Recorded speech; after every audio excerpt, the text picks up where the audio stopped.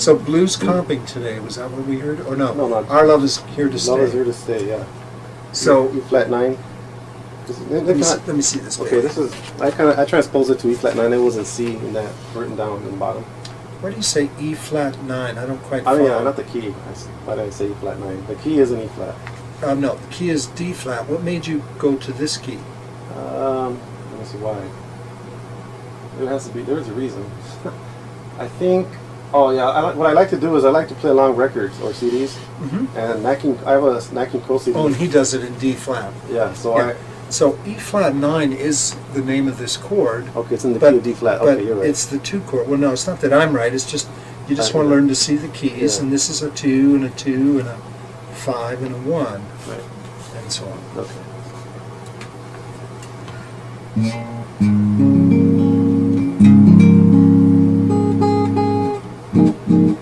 Let's see how I'm doing. Okay, we may hear a few little rattles. I tried to. This guitar fell down in the quake of '94 and was cracked, so a few buzzes and weird things about it. But she's up and running. Also, she was never wired right at the factory. The only way she doesn't hum is when she's all the way on. Old guilds do that too.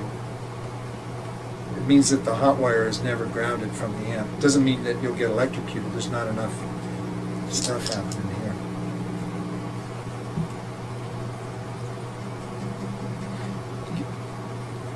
Do you ever worry about that? You say, gee, maybe I'll get electrocuted because this is coming out. It's only after the amp. After it gets in there, it's amplified. This chord is still nothing, you know. It's on the input side. So how fast do you want this tune to be? Well, come on. I always play things slow, but I like it to be bouncy, jumpy. So call off a tempo. Pretend you're the camera. How about this? It's very clear. Is there? Yeah. My love is here to stay. Okay, so you're looking at.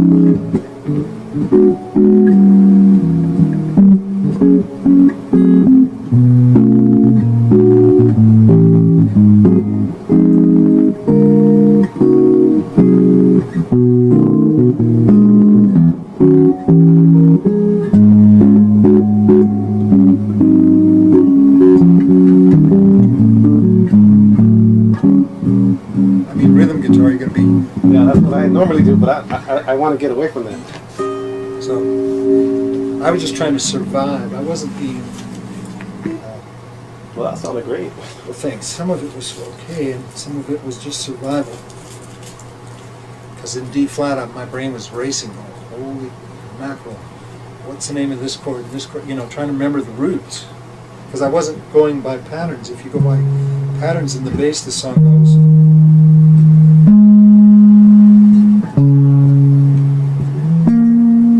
Put it another way, it's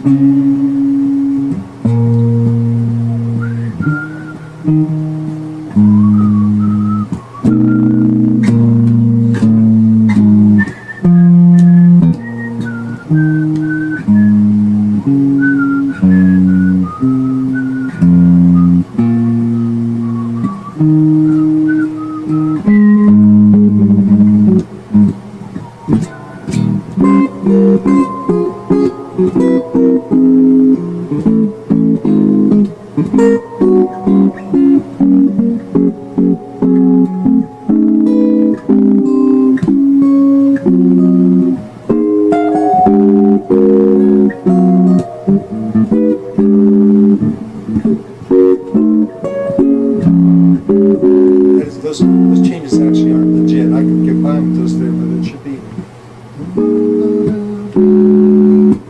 I'll talk to you about some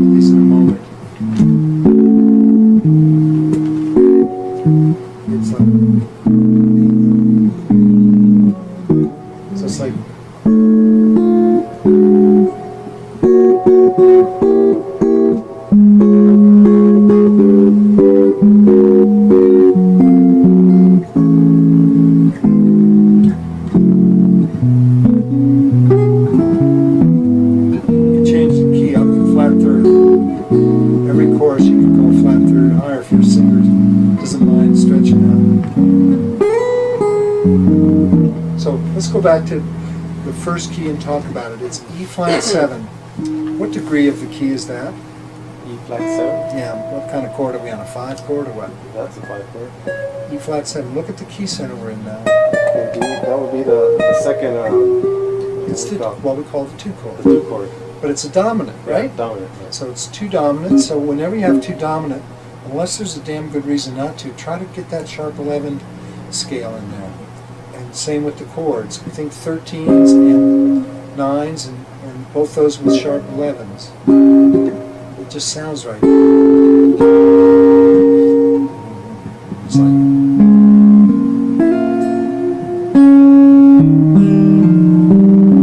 if you take the overtones of this, you get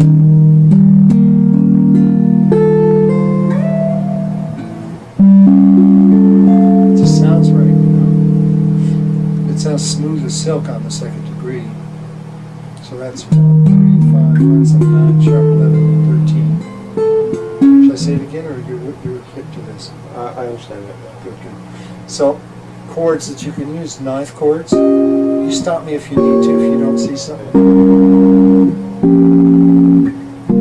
Oh, these are the same chord? No? What would you do? Yes. E7? E flat. E flat. E flat 7. Dominant. E flat 9. dominant 9. Or on the street, just for short, E flat 9.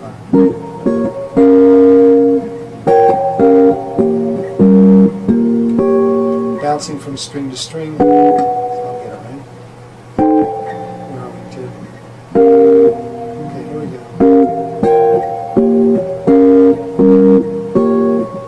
Is that the same chord? Yes.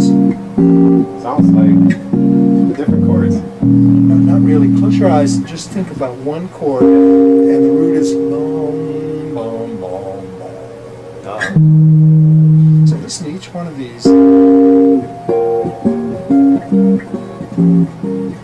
It's more similar than different, isn't it? Yeah. I'll play different chords this time. Okay. You can hear the color shifting. Yeah. But this,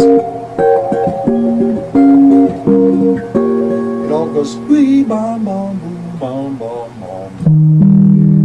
Well, is that something you would do if you have a measure of one chord and it's still? I used to. I always used to, man. I got a little overkill on it from many years of doing it, but heck yes, for a while I was just thrilled to have that many voicings. Just go through those little guys. Then I started doing the medium-sized versions of them, which are similar.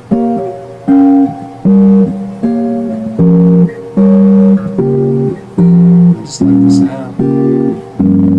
You find it in Debussy and Ravel. They put it on the map. And some of the 9th chords that I use have roots in them. None of those had roots. This one is a common Freddie King blues guy. Stevie Ray likes this chord. Wes Montgomery loved this chord.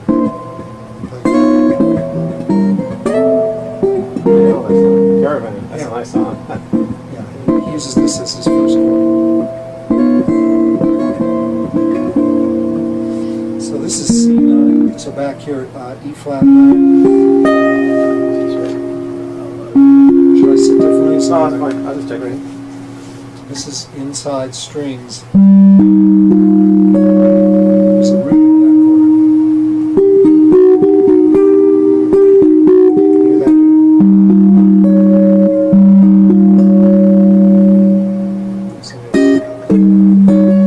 Now, sometimes you don't want to hear the 9 so low.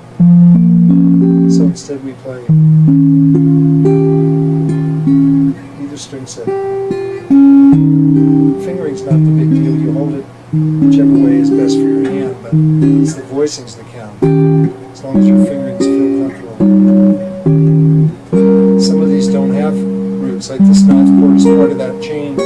Systematic inversions, no root in there. This one does.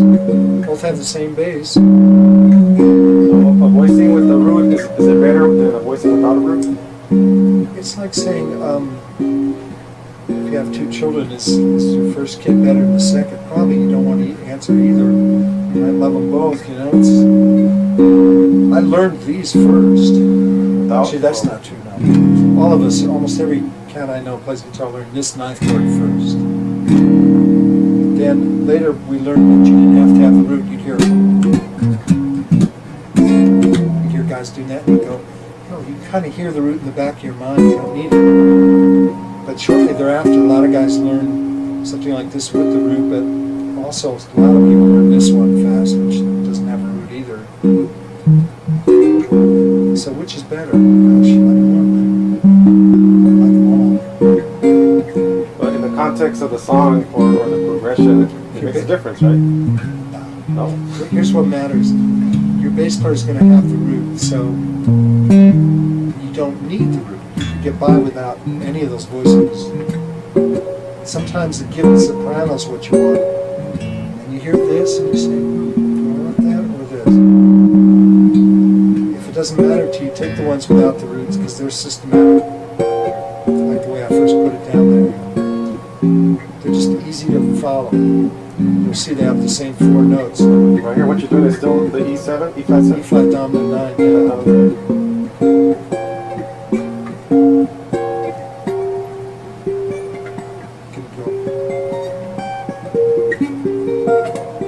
Since you're a classical guy, you can use these for right hand study if you want to combine.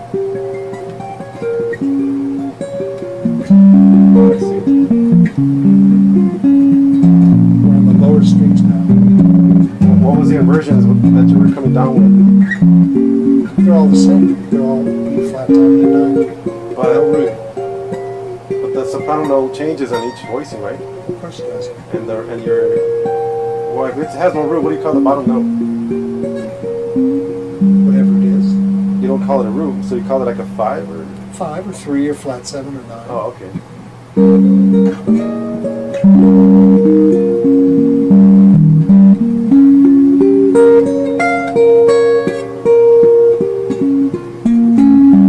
Here's the root. Boom. So we could play back. There's the root up on top or the middle. There's the root in this middle. Wow. There's the root in the blues.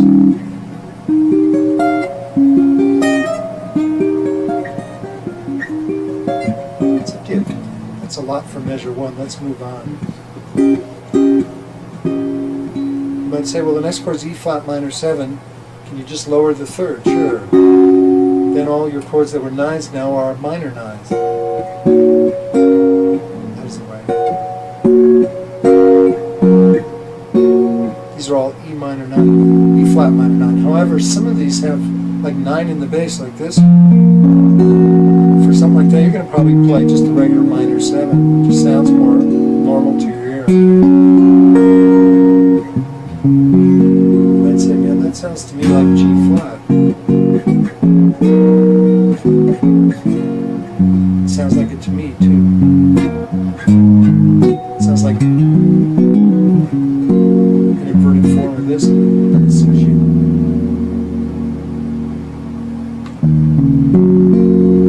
Here it is.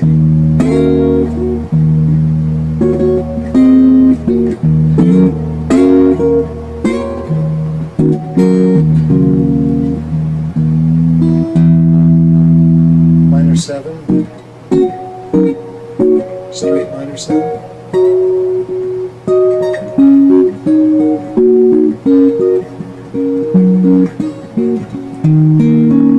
All those are fun. Now we get to the A flat 7. You have all kinds of colors. You have your group. You have 4 groups of dominants. Did you read about that in any of my books? All right. Well, for chord, Yeah. I remember reading something that I can't tell you right now. Okay, But it's simple.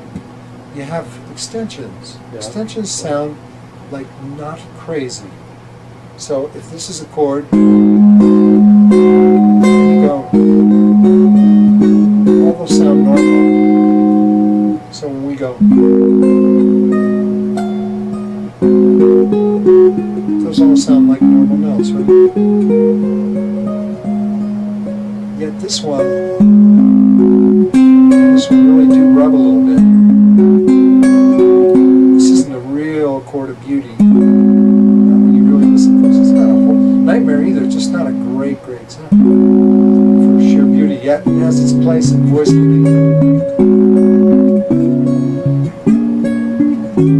where you keep certain lines. But if you just say beautiful chord, like the way a chord has a beauty sound to it, no clashing.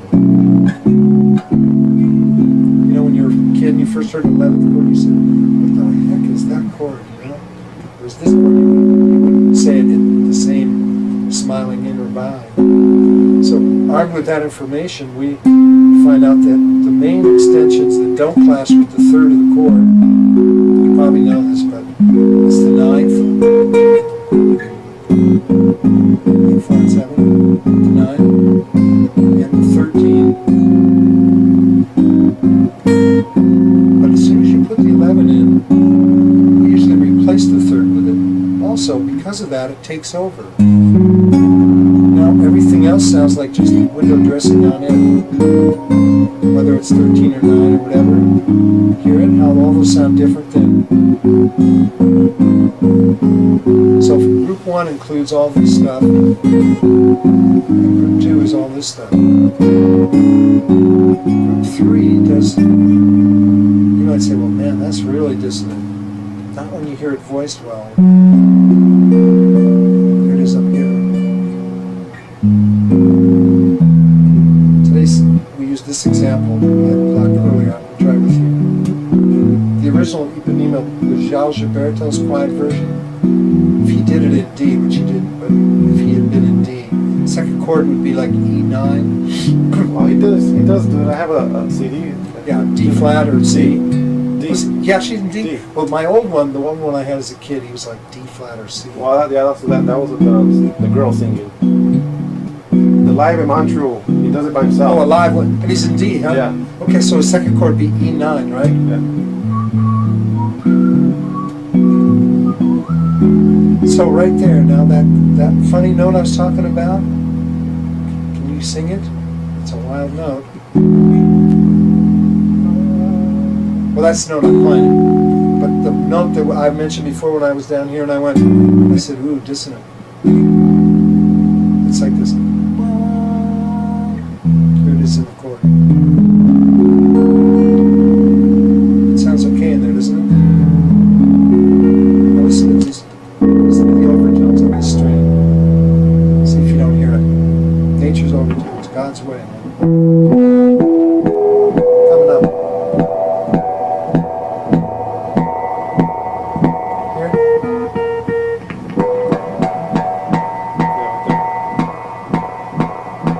Let's try to go to there too. Now, what's happening is this chord.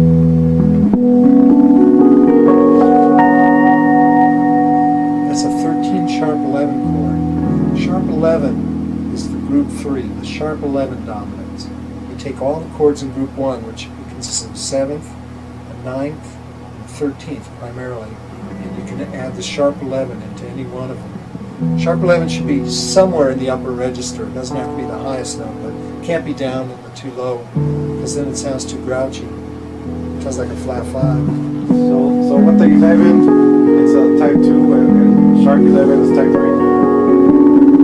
That's correct. Number 4, group 4 of dominance are all the funny 5s and funny 9s, meaning the altered dominance. And all those wacky notes like that sounded wacky or something, right? We've gotten used to the raised 9. Many people don't hear it as even altered anymore. Probably most Americans. What's the difference between altered and extended, or? Extension seems to sit in a peaceful way and require nothing of anybody. It just sits. 20th century here. Unthreateningly. Altered, many people, not always musicians, but other people feel the tension and are unsettled by it and would wish it to go away or change into something smoother. If you play it with enough rich low overtones, it softens it a lot compared to just going. That flat 9 is nasty. The Cream would have never flown if that had been their sound. Sharp 9, like I say, we've gotten so used to it, we don't always hear how altered it still really is. A good way to find out is to try and play it as a 1 chord where a normal major would go. So,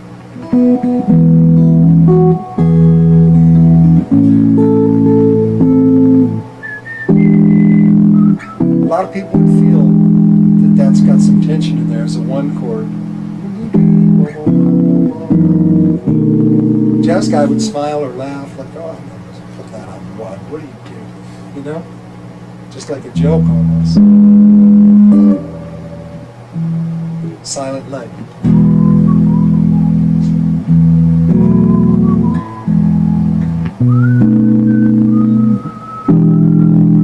Sounds like a bluesy. We hear it as bluesy when it's on 1, right? When it's on 5, it's even bluesier, right? Like.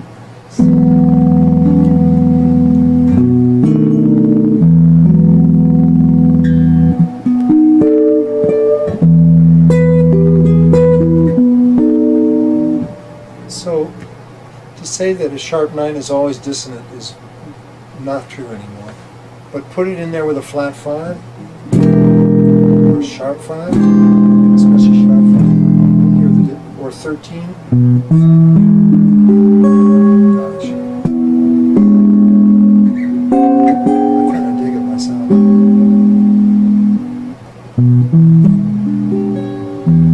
So all those chords, flat 9, sharp 5, flat 9, flat 5, 13 flat 9.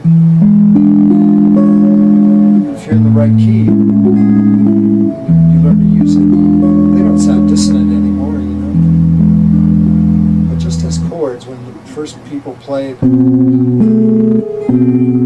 must have seemed strange to people raised on basic chords, you know. Somebody's going. See how dissonant it sounded suddenly? I'm cheating though. I'm putting it on a degree that's not favorable. Even that sounds a little weird on that.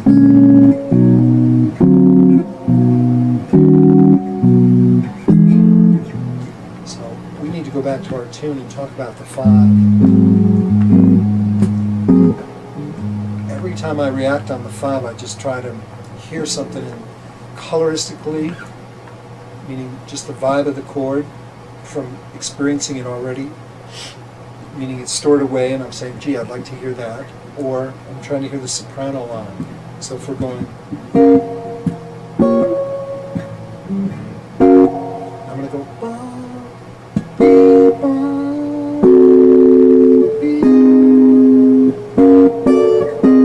it's a line. Those 3 chords, what were they? This was the 2 minor 9.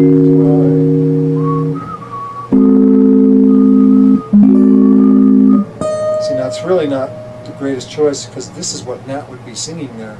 But when you're backing a soloist, by the time they get to blowing, you don't have to be as careful because who knows what they're going to play. You're both on the verge of train wreck all the time and it's kind of fun. Foam padded train cars where nobody really gets hurt if they hit. Like bumper cars at the music park. But if you're backing a singer and you know they're going to go, then you can't play flat 5 and sit on it like that. You could play this one with other dissonance like this. It's 13 flat 9 for this. So we would put it on.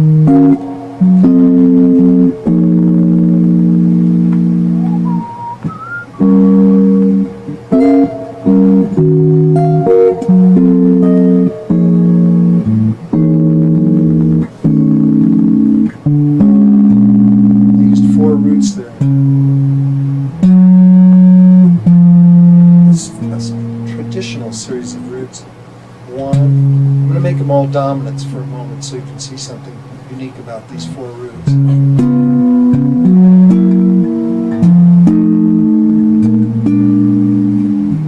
Starts again. Not for her. Not for her. Where the hell's it? That's a tricky song. Did he sing it real high? It's very clear. Or did he sing way down there? It's very clear. He didn't sing up there, not now. You sure he did it in this key? Yeah. Wow. He sang it low. Yeah, he sang it low. It always throws me off. It always throws me off. God for you. So on the our love is here to stay. So I use 1, 4, 3, 6. I use piano voicings like Lenny Bro used to do. 1, 4. I'm seeing this root right here. 3. Seeing this root right here. I know you don't know these chords as well. See this root here, the 6. So I just went.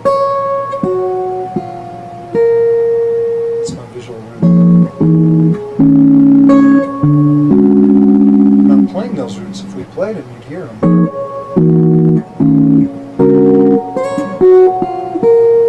When you said 1, 4, 3, you mean 6, the degrees? Yeah. Yes, I do. And all of them were dominant. Not the first chord. Oh, that was Could have been, though. Okay. Now, that one, what was one? The D flat? Mm-hmm. Okay, so now you're at the D flat. And then I'm playing fill-in chords. Okay. Do they show any fill-ins? Nope. 2 bars of D flat major. One bar D flat major to G minor, 2 E flat minor 7. 1 bar E flat minor 7, and then 1 bar E flat 9. Unless I didn't transpose it correctly. Wow. Is that say minor 7 or minor major 7? No, that's minor. That's not a minor major. I How have do a you habit. I have a habit of doing my 7s like this. You got to eliminate it for music, man. Okay. It's already caused this question, which is a waste of your time. I had to do it too, chord chemistry. I wrote the whole book that way. Except I did it the opposite. I meant it for major.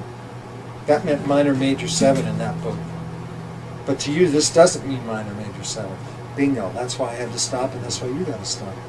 The Europeans do their 7s this way. So we're in danger of confusing them too.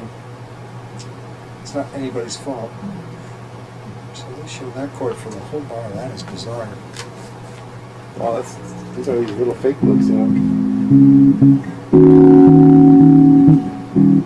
I don't think so. Okay, so on that 1 bar, you did the 1, 4, 3, 6, and 1 bar. No, 2 bars. 2 bars, okay. Yeah, this chord doesn't seem right to me. If anything, it should be a 6 chord. You know what I mean? This pulls you into this more than having the same minor and then the dominant. Plus, we're going to hit that 2 minor again in a moment. Right. So, 1. So we got.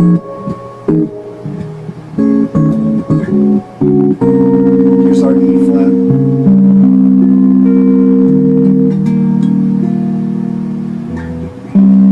Root. 3-note chord.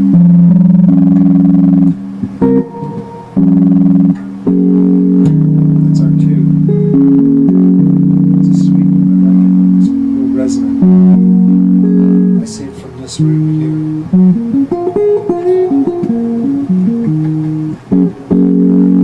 Here's our 5.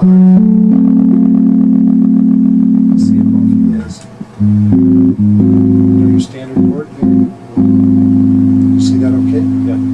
These fingers are usurped by these. Then we need the B chord. I don't know if they show B7. Yeah, we do. Good. Glad to hear it. Let's hear a melody.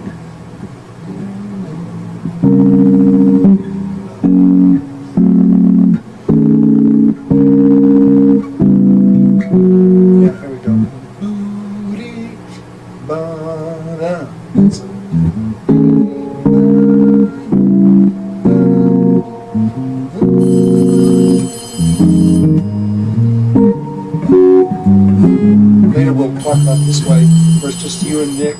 singer. You have to carry the bottom. So this is B,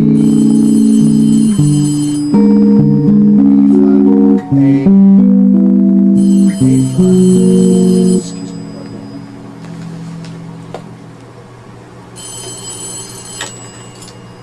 Adam? Hey, light on.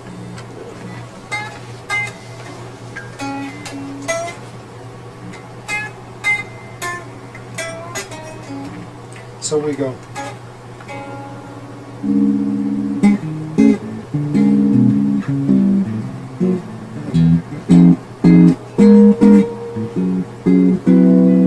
That was.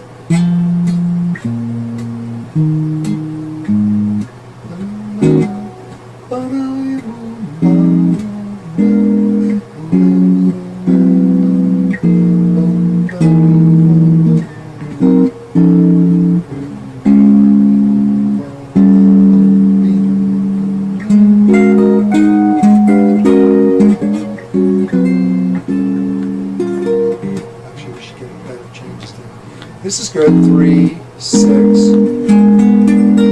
2, 5. This bungee, try this. Sorry for all these pops and rattles. This neck, she's got to have some work done after that crack. Then this was 1, 4 again, just like we did earlier. Then it goes 7. Maybe we'll try the 7. That's a nice one. 3. This is the C chord. This is the F. This is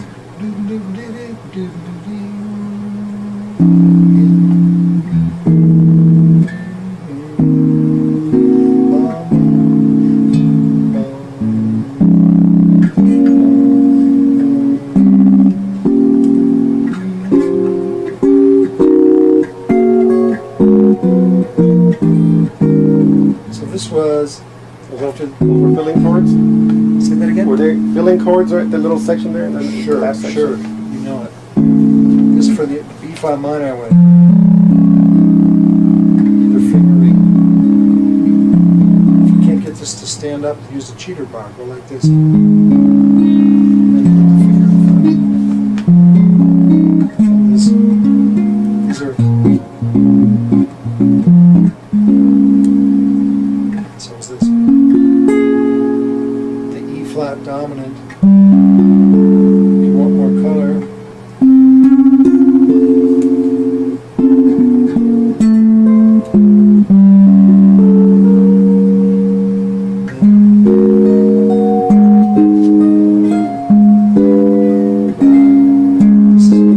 That's actually implying.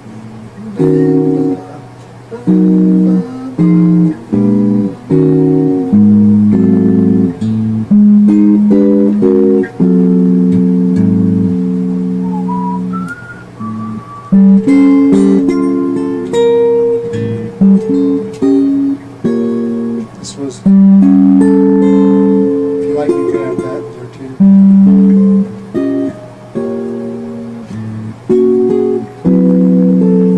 That was, this is the 5. 4. It's a dominant 4. Right off of this. Dominant 3 altered. Dominant 6 altered. 2 unaltered. Flat 6 is an added half step above the 5, but here comes the 2 first. 5. This chord will get your attention. It's a little different than the B. Maybe.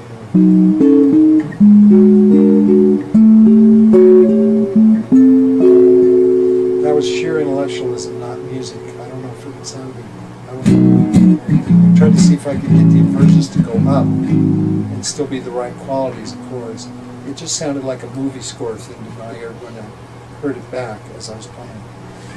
Sometimes you try things and you go, movies. Movies, everything, just about any sound is in the movies. But So we're going to go with a more traditional thing. This is again for second time of this. How about this? We'll make the melody come up.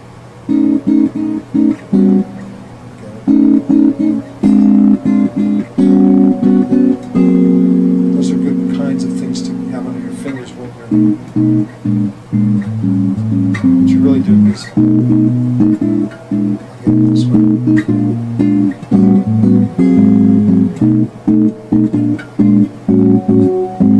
Come with these little chords. These are all dominant chords based on the chromatic roots. Understand? Then it's getting ready for the home stretch of the first has to go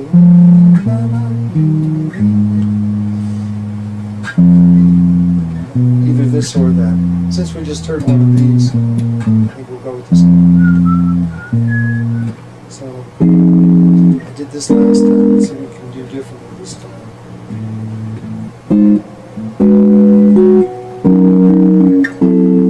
There's chromatic contrary motion.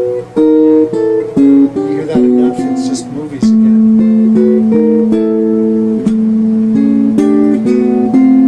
But making it functional harmony is part of the trip.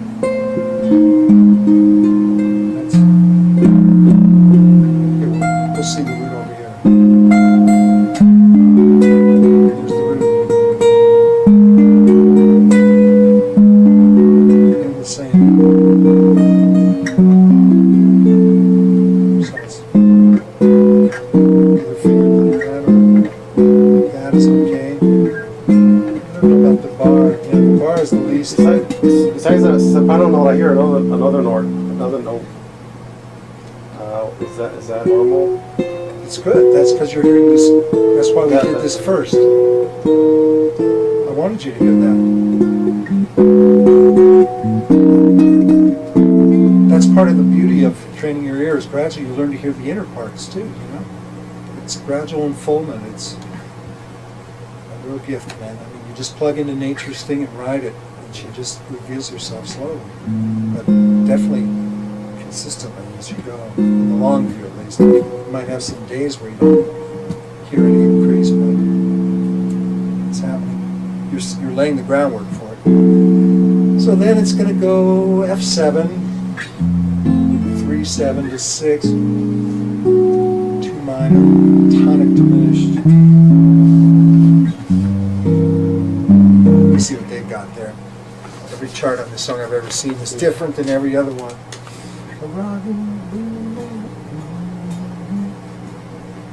Oh, wow.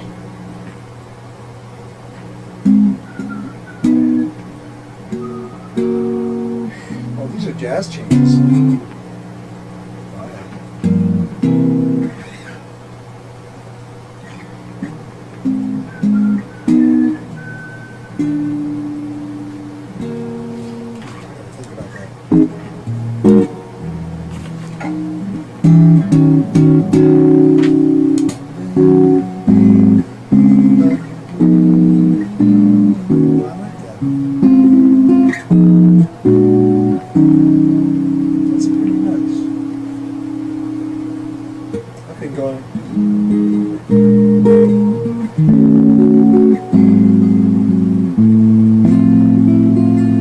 Classical. Either this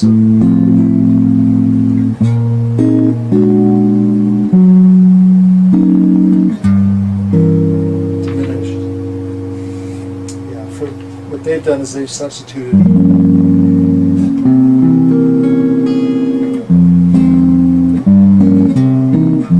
where I'm hearing the old way of going to the straight major chord by way of its own diminished chord, so you hear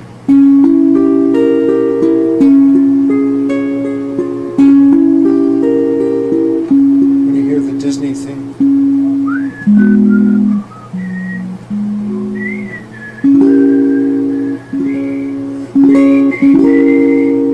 You know,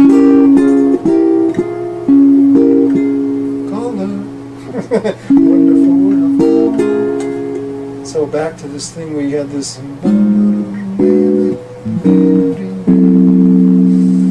Again, they have. I'm used to going.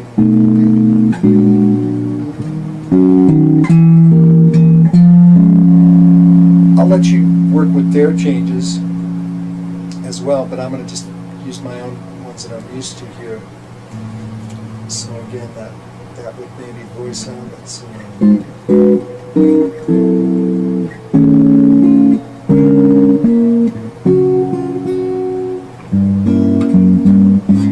Yeah, I can't do it with the bass part. So let's see.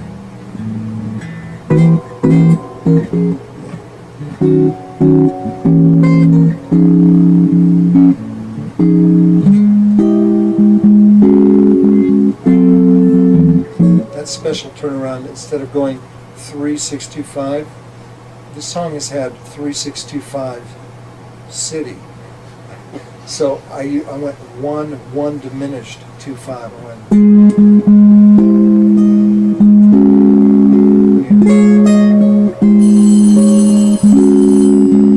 It's kind of a sweet way to end a song like this. It's a very sweet song, you know.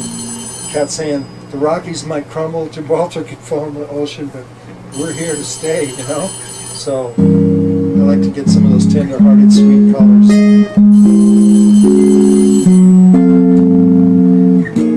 guess you're going to have to fend for yourself on the rest of this, baby, pretty much. But we basically got through it all. It's just, will it make sense at home? Adam? Hi. Are you stuck on anything that you saw happen? All of it.